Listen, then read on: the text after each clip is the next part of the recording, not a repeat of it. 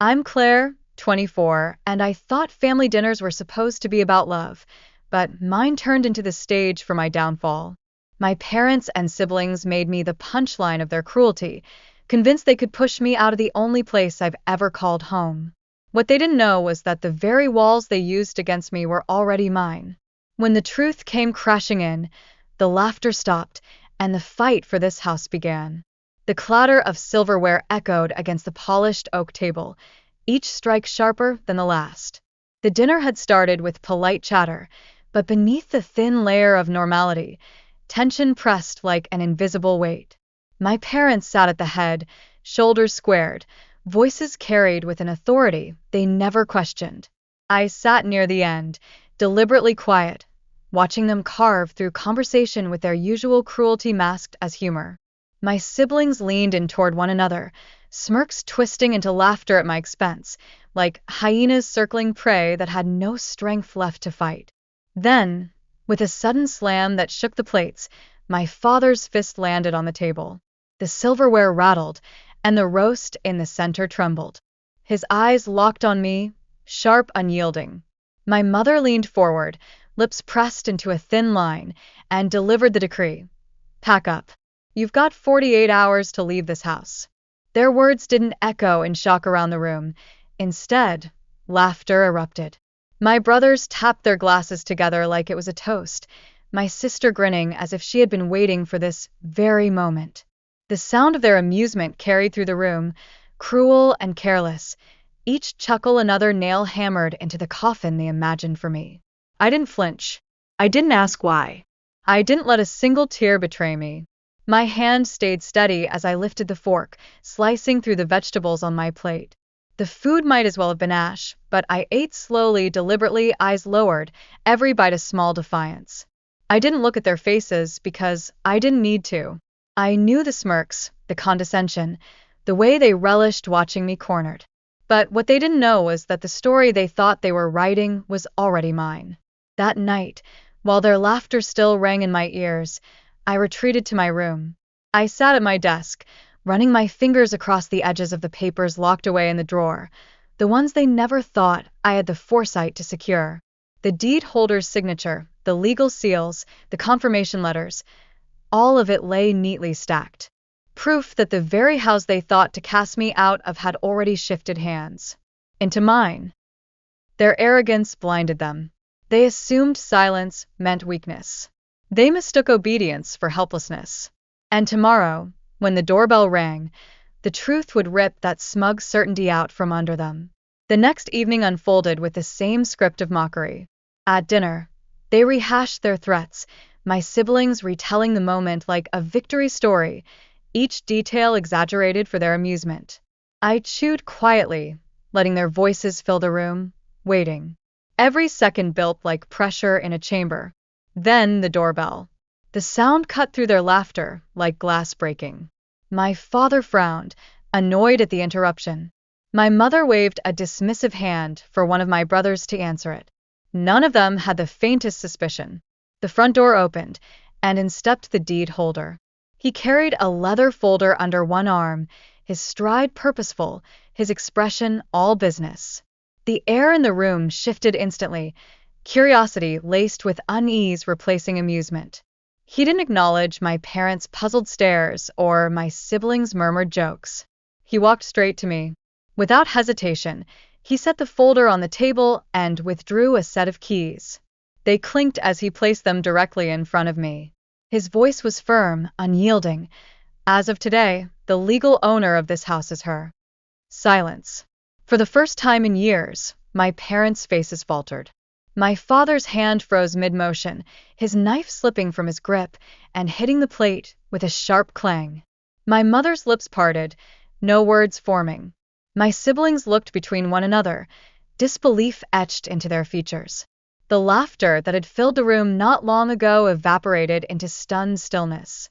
I pushed back my chair and rose, the sound of wood scraping against tile, slicing through the silence. My fingers curled around the keys, their cool weight solid, real, undeniable.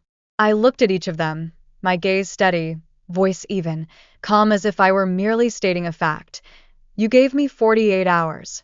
Now I'm giving you 24. The statement hung in the air like a blade suspended above their heads. No one laughed. No one moved. My parents' authority, once absolute, crumbled in that instant. My siblings, who had reveled in my supposed downfall, sat frozen in the wreckage of their own arrogance.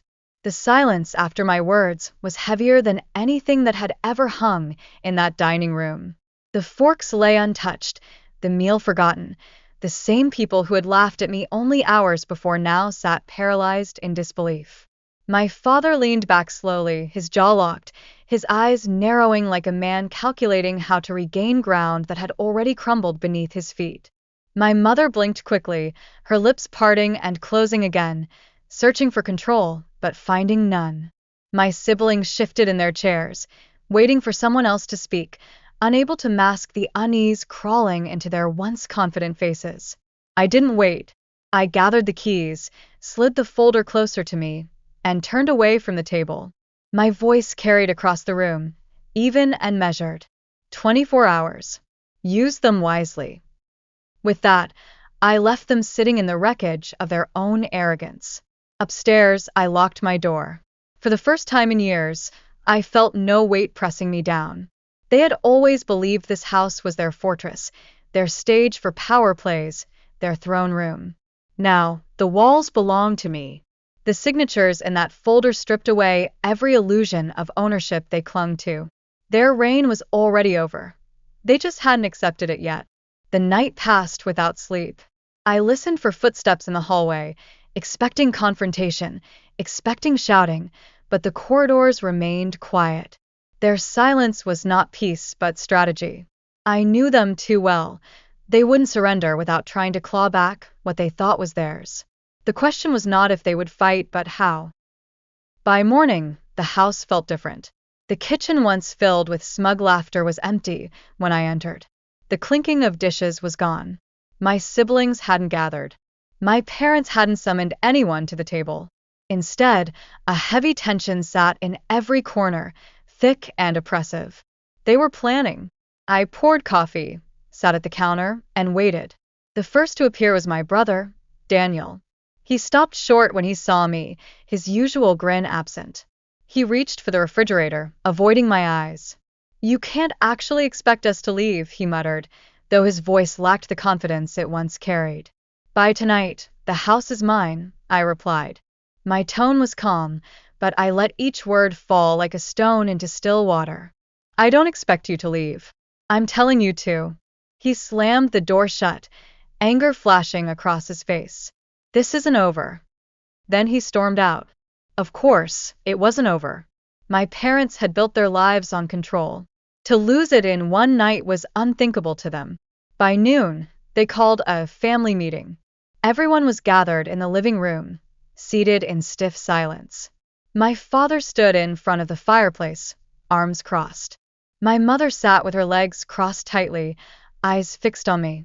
My siblings lingered on the couches, exchanging uneasy looks. My father finally spoke. "We raised you under this roof. We provided everything you needed. Do you think some signatures make you the rightful owner of this house?" His voice was low, simmering with restrained anger. "It's not about what I think," I answered. "It's about what the law recognizes. And the law says this house is mine." My mother leaned forward. "You're young. You don't understand responsibility. You wouldn't last a month managing this place." "I've lasted my entire life managing all of you," I said, my eyes sweeping across the room. "I'll manage." My siblings shifted uncomfortably. None of them laughed this time. Their smirks had vanished, replaced with the dawning realization that their power here was slipping through their fingers. My father clenched his fists. "You think you can force us out? You have no idea what you're stepping into." "I know exactly what I'm stepping into," I said, standing. "I lived in this house long enough to see how you use it as a weapon. That ends today." For a moment, no one moved. The weight of my words pressed on them like a closing door. Then my father finally broke, turning away with a scoff. "You'll regret this." But regret wasn't mine to feel anymore. It was theirs. The hours that followed were a test of wills. I moved through the house room by room, no longer as the outcast but as the rightful owner. Each space they had claimed, each corner where I had once felt unwelcome, was now mine to reclaim. I checked the locks, examined the paperwork, prepared for the resistance I knew was coming. They followed me with their eyes, whispering among themselves, plotting, but never confronting me directly. By evening, their unease had deepened. My mother avoided me entirely. My sister, Emily, sat on the staircase for hours, arms wrapped around her knees, watching me as if trying to read my every move. Daniel and my youngest brother whispered furiously in the den, their voices rising, then falling when I passed by. When the sun dipped and shadows stretched across the walls, my father approached me again. This time his tone had shifted. He spoke with measured calm, as though trying to negotiate. "We can work something out. A compromise. You don't need to do this." "I already did," I replied. "You're making enemies you can't afford to have." They were never family to me if this house was the price of their loyalty. For the first time, he faltered. His eyes hardened, but the cracks were visible. He wasn't used to losing, and he didn't know how to wear defeat. Night returned with a storm outside. Rain struck the windows, wind howled through the branches, and the house groaned beneath the pressure. Inside, the tension reached its breaking point. My siblings paced. My mother sat rigid in her chair, staring at nothing. My father disappeared into his study, slamming the door behind him. I stayed in the living room, the keys on the table beside me. Every sound carried through the house, every step, every creak, every whispered conversation. They were unraveling. The fortress, they believed unshakable, was crumbling around them. And still, I didn't waver. At midnight, I walked to my father's study. The door was locked, but his voice carried through, low and urgent. He was on the phone, whispering to someone, his words sharp, deliberate. I leaned closer, listening. "She thinks she's one. No, I won't leave. There has to be a way to reverse this." A pause. Then, "By tomorrow morning, this house will be mine again." I stepped back quietly, a chill running through me. His plan was already in motion. I returned to my room, the storm outside rattling the windows. I placed the keys on my nightstand, their metallic glint a reminder of the battle that had only just begun. They had 24 hours to leave, but clearly they were willing to fight until the final minute. Morning came, sharp and gray, with rain-soaked light pressing through the curtains. The storm had not broken. It had settled into a steady rhythm, the house creaking under its weight. I woke with the keys still on my nightstand, the sound of voices drifting faintly through the floorboards. They had been awake all night. When I stepped into the hallway, I felt their eyes waiting. My mother stood by the stairwell, her hands clasped tightly, her lips drawn into a thin line. My siblings lingered in the den, whispering before falling silent as I passed. My father's study door was cracked open, papers scattered across the desk, the phone resting off its hook. He looked up as I entered. His expression carried none of the arrogance from before, only defiance, layered with desperation. "This isn't how it ends," he said flatly. "It already ended yesterday," I replied. "The rest is you refusing to accept it." He rose slowly, stepping around the desk. "You're young, naive. You think documents protect you, but families have ways of settling matters without signatures." I held up the folder, every page still inside, every seal intact. "This family has spent its life tearing me down. You don't get to change the rules now that you're the ones losing." His mouth pressed into a hard line. He didn't argue. He simply brushed past me, shoulders tense, retreating toward the dining room where the others waited. By noon, they had gathered around the long table again. The same room where they laughed 2 nights ago had become their battlefield. My siblings looked smaller now, their bravado gone. My mother sat stiffly, her gaze fixed on the window. My father stood at the head of the table, voice measured but unsteady. "You've made a mistake," he began. "This house has always been the foundation of our family. Without it, we fall apart. You don't want that on your shoulders." I met his words head on. "I didn't destroy this family. You did, every time you used this house as leverage to control me. Now it's mine, and your time here is finished. Daniel slammed his fist against the table, startling Emily. You think you can just erase us? You don't belong here more than we do. I turned toward him. Belonging doesn't come from cruelty. It comes from responsibility. And none of you treated this place like anything but a throne to sit on. Emily's eyes flicked between us, the first hint of hesitation crossing her face. So, what happens now? I slid the keys onto the table, letting them rest between us all. You have until tonight to leave. After that, I'll have the locks changed. The silence stretched. My mother finally spoke, her voice quieter than I'd ever heard. We gave you life. We gave you everything. And this is how you repay us. I didn't soften. You gave me a house full of walls, not a home. Now it's my turn to decide what this place becomes. The words cut through them deeper than shouting ever could. My father's face reddened. Daniel muttered under his breath. Emily looked away.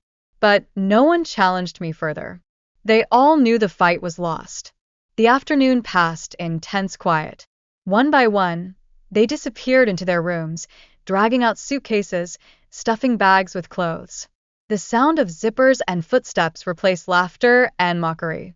For once, the house echoed not with their power, but with their defeat. Daniel left first, storming out with a duffel over his shoulder, refusing to meet my eyes. Emily followed, slower, pausing at the door. She looked back at me, her expression caught between resentment and something else, recognition, maybe, before slipping out into the rain.